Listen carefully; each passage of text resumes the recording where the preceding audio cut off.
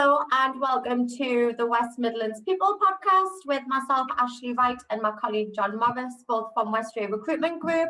And today's guest is Paul Woodford from Coversure. Hello, Paul. Hello, Ash. Hi, John. How you doing? Good. Good. Are you? Yeah, not bad. Not bad. In this crazy world that we're living in, as well as can be expected. As well as can be. I know. So, right, well, we might as well just get started then, Paul, and I'll allow you to introduce yourself and tell people more about you and your business. Fantastic. Thanks, Ash. Yeah, as you say, Paul Woodford. I own an insurance company, brokerage called Coversure Insurance. We're based in Solihull in the West Midlands. We've owned this business for 7 years now. My background is in financial services. From college, I was working in insurance brokerage, then had a 13-year gap working for a big high street bank. Worked in numerous roles there, sales roles, mortgage underwriting for a part of the time that I was there.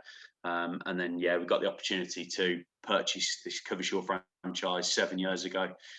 So we took that option then and been doing that ever since. You know, with kind of where we are with the crazy world that we've got, there's been the insurance industry has been in the press quite a bit for the business interruption claims that have been going on.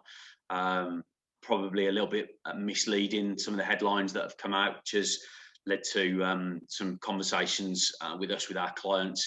Obviously, it's never good to tell a client that they haven't got the cover they think that they've got. But I think probably the way that the press has pitched on the business interruption stuff has led them to believe that there was cover in place that was never there. So just part of that educational piece. I think that's part of the big thing that we try and do here as a brokerage is not sell on price, because I think any time people are speaking to us about insurance, we'll ask them why have you come to us for a quote, and generally it's because I want to get a cheaper price. And you know, we're all about making sure that cover is correct, because we never want to have that conversation where we say actually you're not getting paid out for that you thought that you might do. And I think I spoke to you about this, I think, before, Ash, that in life, generally, people will never buy the cheapest thing available to them, even if it's, you know, to a pair of shoes that they buy, to a bottle of wine that they buy. You know, they'll never go and buy the rock bottom price. But for some reason, when it comes to insurance, that seems to be the biggest driver. And we always hope that you're never ever going to make a claim on your insurance, and therefore it's going to be the biggest waste of money that you've ever spent, because it's just going to be hopefully a piece of paper that you never have to rely on. But at that time when you do need to rely on it, you really don't want to be left with the cheapest possible policy out there that doesn't offer you any coverage. So yeah, it's been some interesting times with that.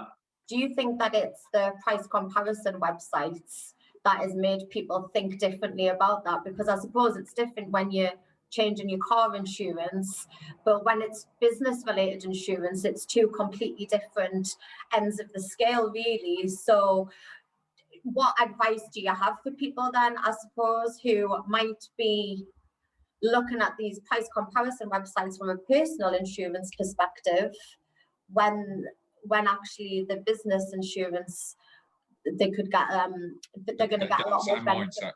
Yeah, I absolutely, because I think the personal lines brokerages, I mean, there are some fantastic ones that are still out there, and they still serve a purpose to a large extent. But I think if you're a pretty standard vanilla risk, then the online comparison sites won't be beaten. But yeah, absolutely, with business insurance, particularly for more complex risks, you need the advice of a broker, really. And I think, as I say, in any other aspect of running a business, generally people wouldn't necessarily go after the cheapest product that they could buy. They're going to want a product that offers the best value. And I think that's probably where we pitch ourselves at, that we certainly don't want to be the cheapest, but we want to make sure that we're offering the right level of value. And I think as a business owner, I think that's exactly what you should be looking at. And I think if you go and speak to a broker that you trust and has been recommended, leave us to go and do that comparison work, and we'll make sure that we go out there and we go out to all of our markets and come back with the most competitive price, but making sure that the level of cover is correct. And I think there's a bit of a right of recourse there as well. If you've got a broker, you're relying on our expertise to make sure that level of cover is right. If you go and buying stuff on websites, very often there's pages and pages of terms and conditions that you need to read through. And I think we've all been probably guilty of that. When we get an update from Apple or Windows or whatever, and you say, yeah, I've read that, and you just scroll all the way down to the bottom and click your button, and away you go. And I think that's, people sometimes rely on that with insurance, and touch wood, they never have to make a claim, and they never have to find out that the cover level isn't right. But yeah, it's really, really important to be speaking to a broker to make sure that they're doing that hard work for you. You mentioned at the start that obviously with COVID and what's happened in these unprecedented times, that people have obviously made claims and they're not covered. Do you think, in terms of the types of insurances that people take out now, do you think that's going to change, or the playing field's going to change with what's happened recently? Yeah, I mean, I think that the policy wordings will definitely have been altered to make sure that COVID-19, that there's an exclusion there. So there has been some really high-profile cases where people have paid for pandemic cover. Okay. The Wimbledon tennis tournament being one of them, and the annual premiums they were paying just for that extension were literally ran into the millions of pounds for that extension. But obviously they've had a payout now. I think there's probably, I would say you need to put your broker to work a little bit more, but you also need to be open to the conversations that brokers are having, because we'll have conversations with people about cyber attacks and terrorism, and statistically it's much more likely that you're going to be the victim of either a cyber attack, or be impacted by a terrorism incident than you would have done by a global pandemic. But most customers that we speak to will say, no, we don't need that cover. We don't think it's necessary. So there could be an element of that what we want to do is highlight all of the possible risks that are out there, and then work with our clients to make sure that everybody's comfortable with what is and isn't covered. And hopefully we never see anything like this again, but you've just got to be making sure and making a balanced decision. These are the risks that are potential that my business could face. This is the cost to protect myself from it. If a cyber attack did happen, am I confident that I could recover from that? If not, what's the monthly cost for getting cyber cover? And is that worth paying that premium? That's part of the conversation that we should be having with people at new business and at stage and at renewal stage, just to make sure that we're covering off those. But yeah, I think it probably it is going to make a difference, because I think people are going to. 12 months ago, nobody would have predicted that, or probably 14 months ago, nobody would have predicted we would be where we are now. I think it seems so far-fetched, and when it was over the other side of the world, it felt like it was never going to impact on us. But I think now people are aware that things like this can happen. So yeah, I think it will have an impact. It's funny that you should say that about when you said when it was on the other side of the world, you didn't think it was going to happen.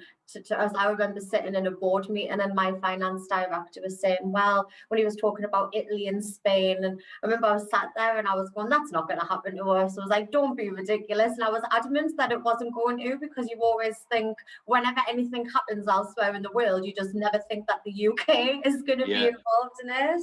But I was adamant that it wasn't going to. I was telling him that he was being daft and all sorts, but here we are.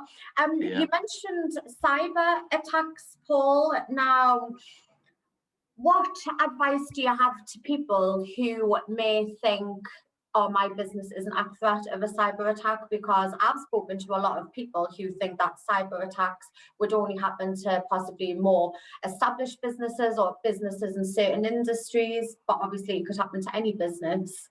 Yeah, absolutely, and I think that the techniques that they are now employing are just so varied that it's really, really easy to get caught out. And I think the thought that only large businesses will be attacked is a huge mistake, because they ultimately will throw their net as far and as wide as they possibly can, and they'll try and extract money out of a business that's large to a business that's potentially just a one-man band.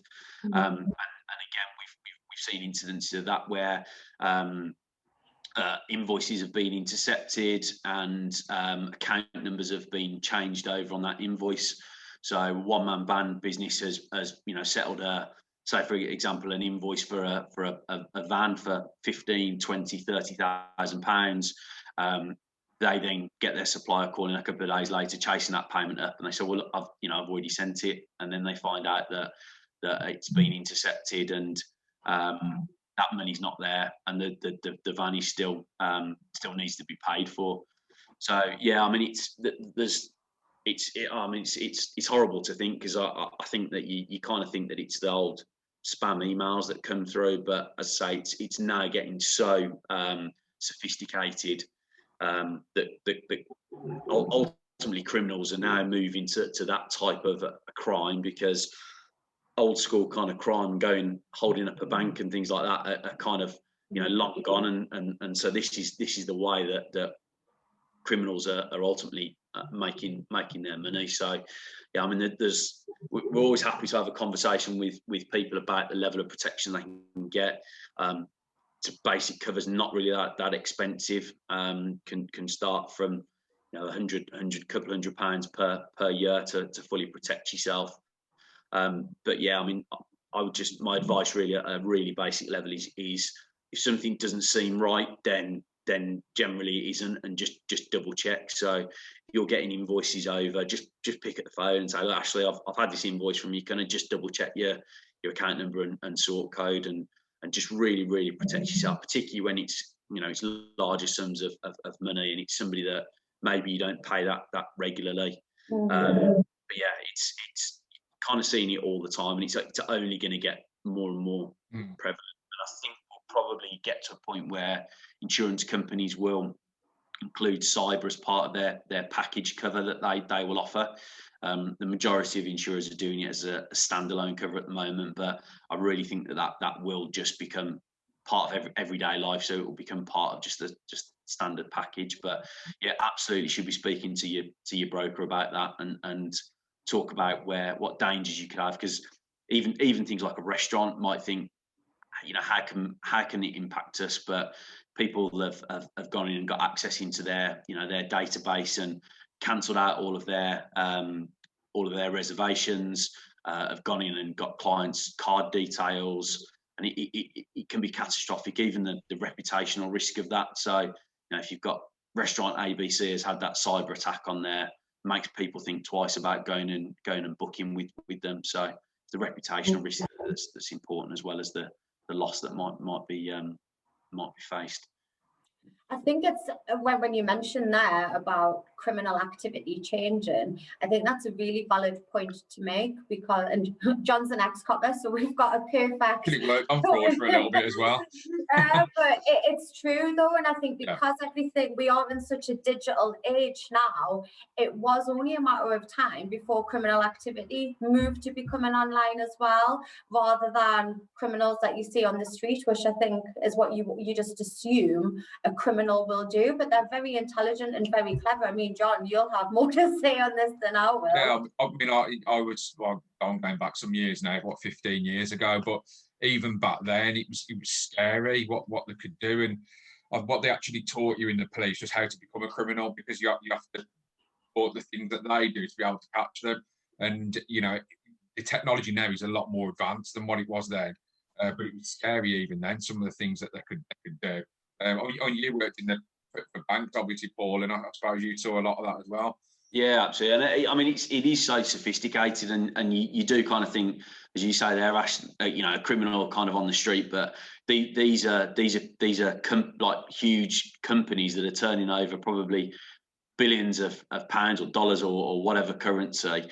So they are steps and steps ahead of the best technology out there to kind of protect you, because that's how they make their money. They do it by being more sophisticated than the technology that's out there to stop them. So yeah, it's worrying really, but yeah, there is protection out there for you. So definitely speak to your broker about that, about helping you out.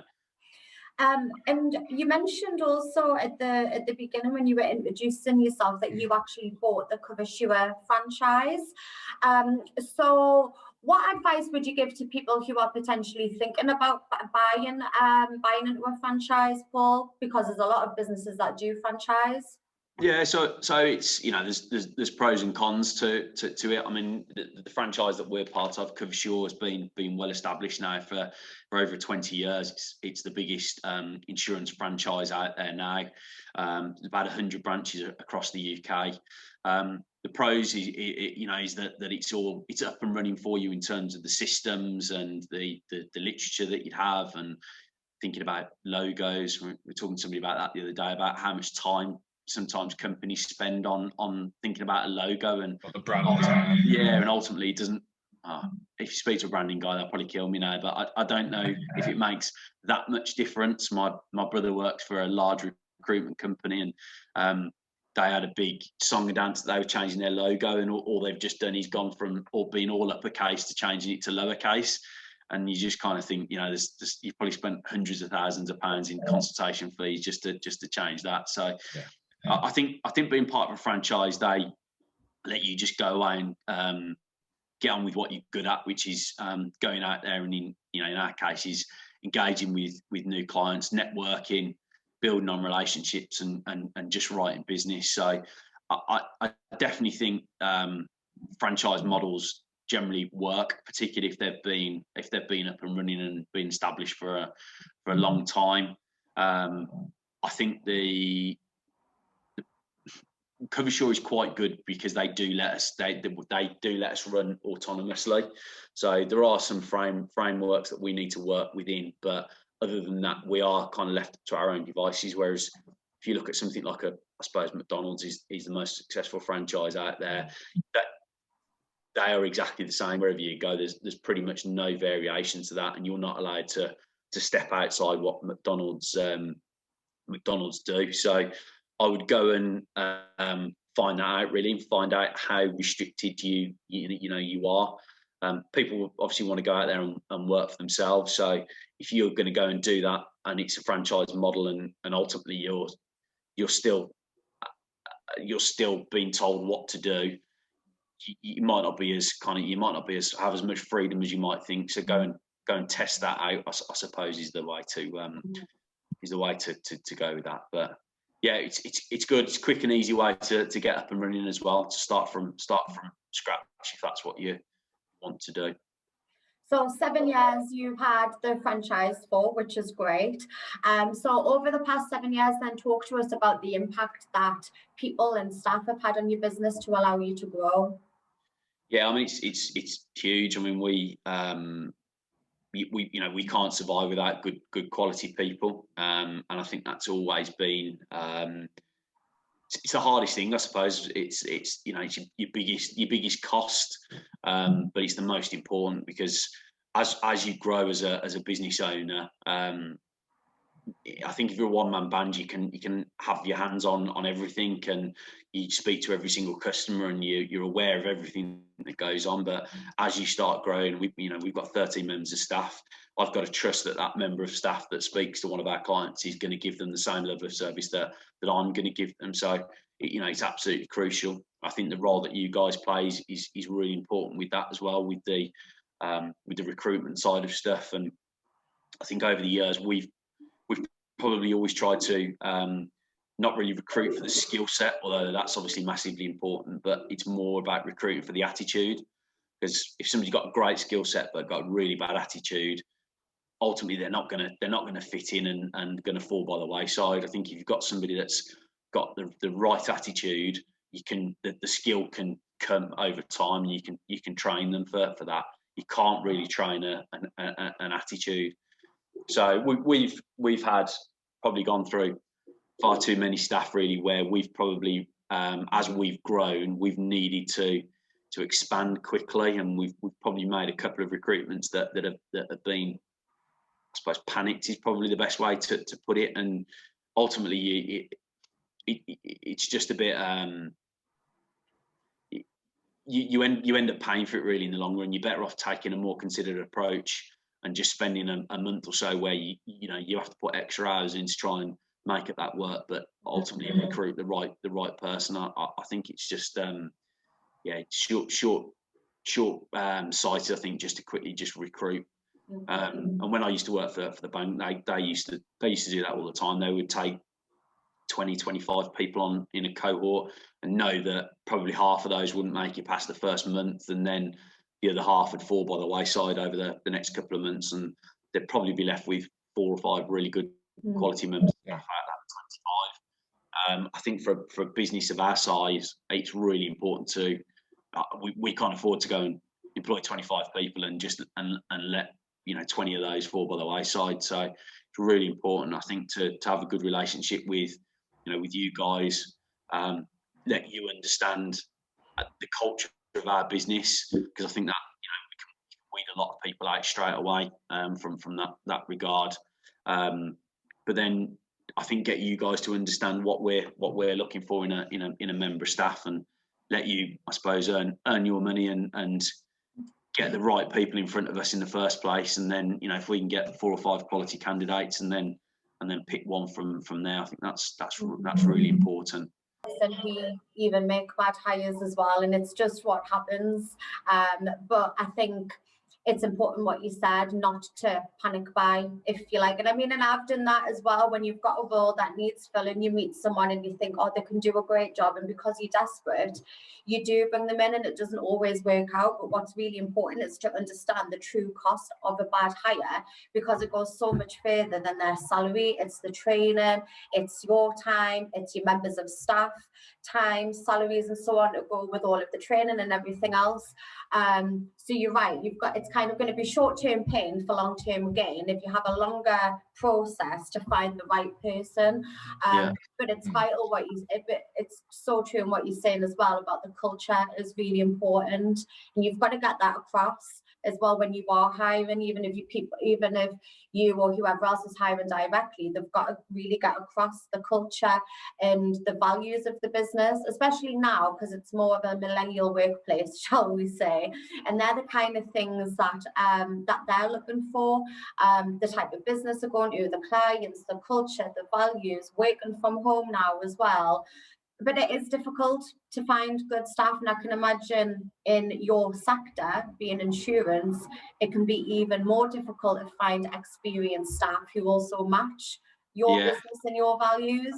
Yeah, definitely, and I think as well that we've probably committed into a few people where you interview them and you think that there's something not quite right there, but we'll take a chance on it, and we think that we can turn that around. And we find out that generally you can't. If there's something out there that you're not quite sure about, really you should pass on it. And I think we're definitely going to be more structured in terms of our approach for interviewing, certainly, because I think over the course of 2 or 3 interviews, you find out those little bits that you're not quite sure about. You get the opportunity to be able to expand on them. So I think we're definitely taking a more considered approach to recruiting. We want to continue to grow. We probably we need to get to maybe 25, 30 members of staff. So 25, 30 extra headings. Well, yeah. So that's going to create opportunities for the staff that you've got already as well, isn't it? I suppose. Yeah, absolutely. Yeah. And we've seen that now. We've gone to having more of a structure in the office. Myself and my business partner Tony are trying to get less hands-on. So we've got an office manager, and then we've got 3 team leaders that sit underneath our office manager. So yeah, absolutely. As we keep growing, there will be opportunities for people to grow into those management roles, and more and more responsibility will be handed to those guys. Yeah, it's exciting times. And looking forward to it. It sounds it. So what advice do you have for developing top talent then within your team? So you've mentioned there you've got your team leaders, you've got other staff who can progress into management roles. How are you gonna develop those staff?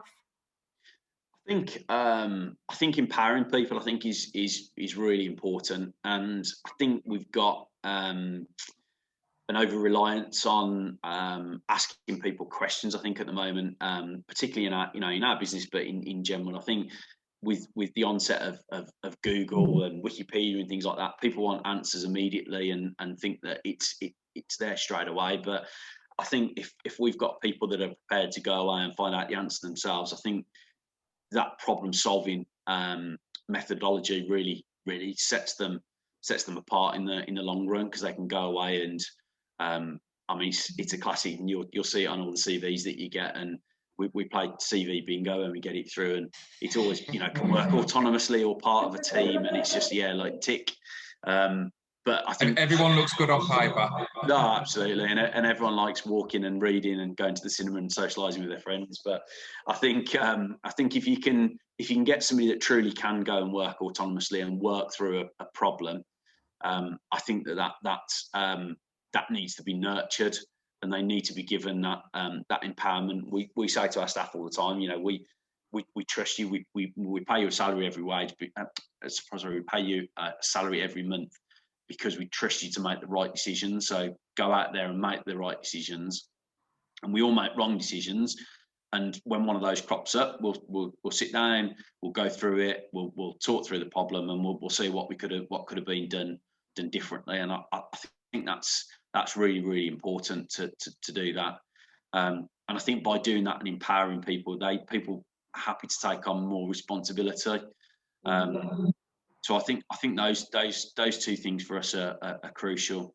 I think giving them that environment as well, that they feel comfortable to fail in as well.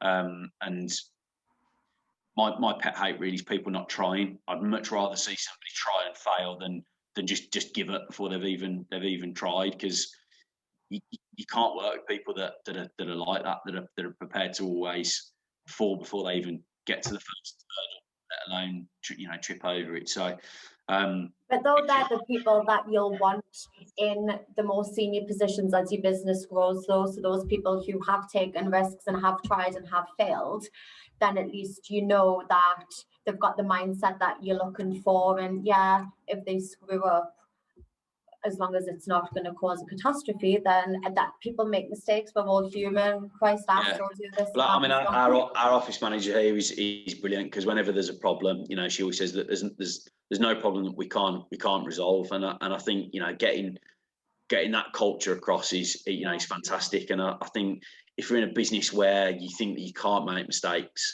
that's where those small mistakes become huge mistakes, because people don't want to tell you that they've made a mistake. And so what they end up doing is trying to cover their tracks or trying to recover it. And the longer it goes on, the bigger the problem becomes. So if we've got a culture here where people can put their hands up and just say, look, I've made a bit of a boo-boo here. How do I get out of it? Then, we haven't got a problem with that. I think as long as you learn from that mistake and you don't keep on making the same mistake over and over again, then it's not a problem.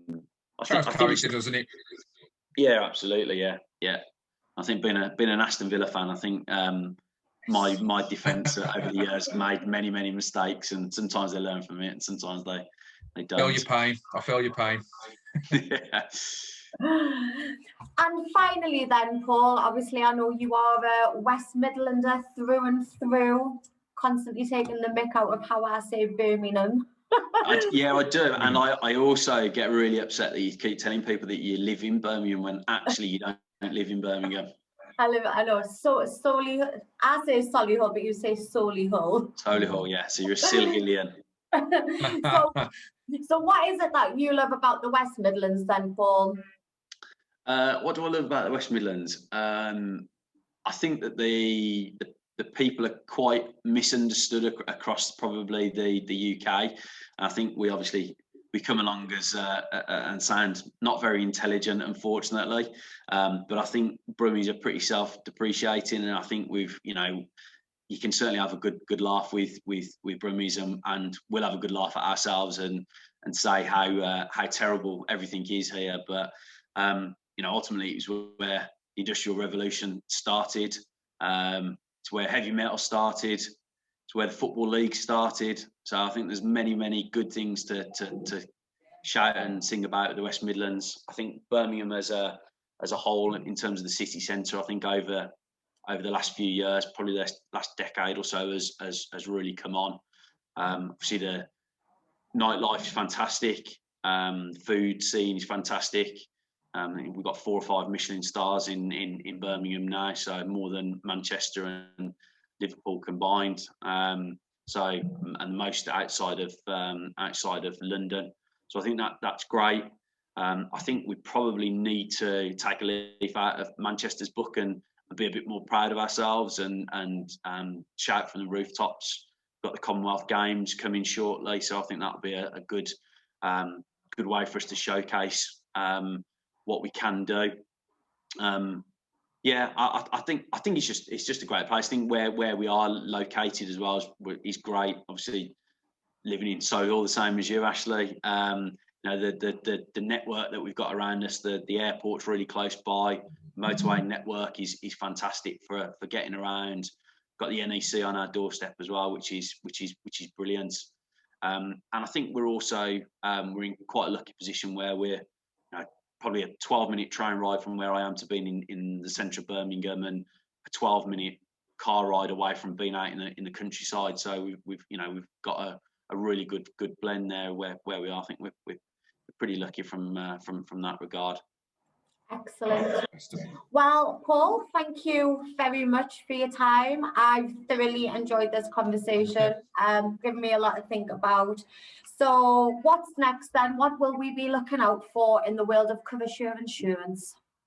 I think just to build on that growth that I've talked about, I think probably over the next 12 months, we'd like to go out and make some acquisitions of other brokers.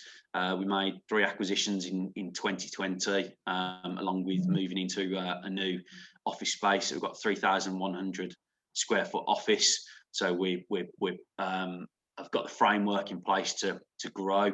So we'd love to go out there and say make some more acquisitions, grow the team, keep growing the culture in the way that we're doing.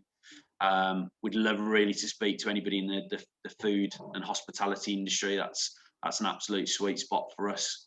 So we'd love to grow that. And obviously, when they're back up and open, we'd like to go out and sample the delights. Well, Paul, thank you very much, and we will catch up again very soon. But I wish you the best of luck. That's great. Thank you, guys. Thank you. Cheers, No Paul. problem. See you soon. Take care. Bye.